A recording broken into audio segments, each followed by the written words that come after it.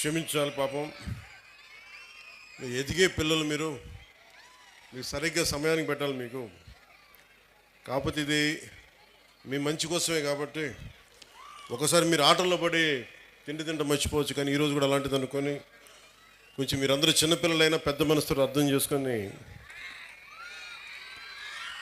మీరే కదా భావి భారతానికి భవిష్యత్తు. సో మీ అందరికీ ముందుగా, చిన్నవాళ్ళైనా ఎవరైనా సరే, ముందుగా మీ భవిష్యత్తు కోసం, ఇక్కడున్న బిడ్డల భవిష్యత్తు కోసం ఆంధ్రప్రదేశ్లో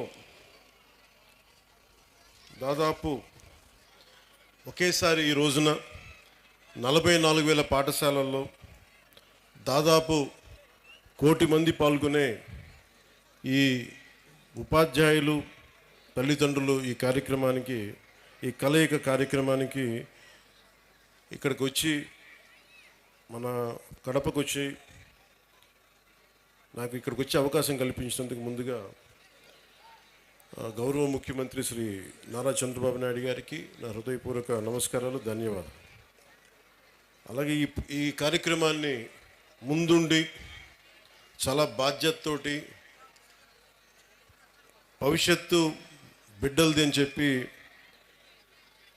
మానవ వనరుల అభివృద్ధి శాఖ, information technology, electronics, communication, real time governance, విద్యాశాఖని నడిపిస్తున్న శ్రీ నారా లోకేష్ గారి ఆధ్వర్యంలో ఇలాంటి ఒక బృహత్తరమైన కార్యక్రమం ఆయన ఆధ్వర్యంలో జరిగినందుకు, దాంట్లో నన్ను భాగస్వామ్యం చేసినందుకు మనస్ఫూర్తిగా నారా లోకేష్ గారికి కూడా నా హృదయపూర్వక ధన్యవాదాలు, శుభాకాంక్షలు తెలియజేస్తున్నాను. ఈ వేదిక పైన ఉన్న రెడ్డప్ప గారి, మాధవిరెడ్డి గారికి, ఎమ్మెల్యే కడప, అలాగే ప్రభుత్వ విప్ అవర, వారికి నా హృదయపూర్వక నమస్కారాలు.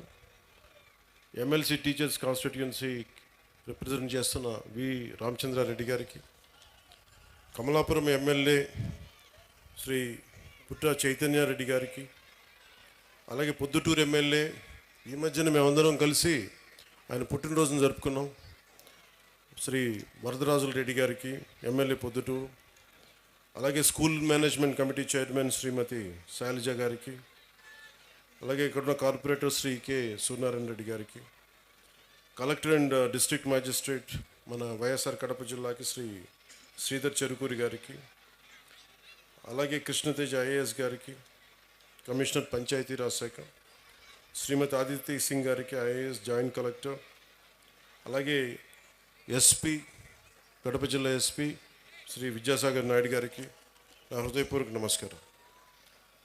వేదిక పైన ఉన్న అధ్యాపకులకి, ఉపాధ్యాయులకి, ఇక్కడికి విచ్చేసిన విద్యార్థినుల తల్లిదండ్రులందరికీ ఆంధ్రప్రదేశ్ ప్రభుత్వం తరపు నుంచి, నా తరపు నుంచి మీకు నా ప్రత్యేక హృదయపూర్వక నమస్కారం.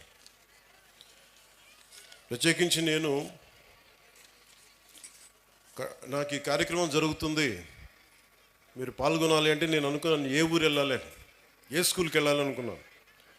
సహజంగా నన్ను పిఠాపురంకి పరిమితం చేస్తారు, కానీ నేను కడపని ఎందుకు ఎంచుకున్నాను? కడప జిల్లా అంటే రాయలసీమ అత్యధికంగా లైబ్రరీలు ఉన్న ప్రాంతం ఇది. ఒకప్పుడు అత్యధికంగా రాయలసీమలో అంతా, ఇంకా ఆంధ్రప్రదేశ్లో ఇంకెక్కడా లేవు అన్ని గ్రంథాలయాలు.